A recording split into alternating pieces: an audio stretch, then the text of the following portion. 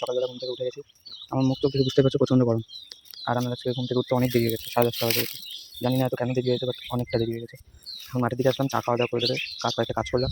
এখন ঘড়িতে বাজে হচ্ছে 10টা 34। বাট আজকে এখন 41 ডিগ্রি, তোমাদেরকে দেখাচ্ছি, সত্যি আমি তোমরা আবার বিশ্বাস করবা কিনা।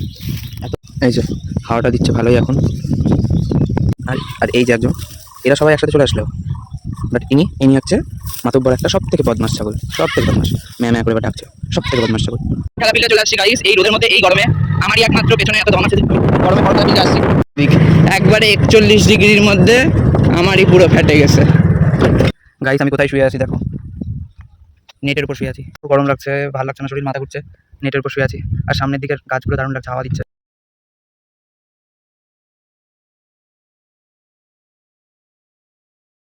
খাওয়া দাওয়া হয়ে গেছে, স্নান হয়ে গেছে।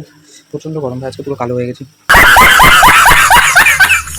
বালুরঘাটের অবস্থা দেখুন, আর আমাদের গ্রামের অবস্থা দেখে তারও মাথা নষ্ট। কলকাতা তার ঘুমানোই হলো না, 2টার দিকে ভাত খাওয়া দাওয়া হলো, তারপর তো একটু শুলাম, যে গরম লাগছিল ফ্যানের হাওয়া তার মানে ঘুমিয়ে ধরলাম। মাঠের দিকে এসেছি 3টা 10-এ, ছাগলগুলো খাচ্ছে। এত ঘেমে যাচ্ছি, এখন এক ফোঁটা হাওয়া দিচ্ছে না। বাড়ি গিয়ে স্নান করতে লাগবে, আবার রাতেও স্নান করতে হবে শোয়ার আগে। মানে দিনে 3বার করে শুরু হয়ে গেল এখন আমার। এখন তেমনই সর্দি কাশ জ্বরও লাগবে, তেমন স্নানও শুরু হয়ে যাবে আমার। আর এমনিতে তো কেউ নেই এখন, তাহলে বাবা তো দোকানে আছে, আমি মাঠের দিকে আসি। মা গেছে হচ্ছে বালুরঘাটে, আর দিদিরা তো গাজল গেছে মনসাদি ভাই, অ্যাকচুয়ালি গেছে মালদাতে।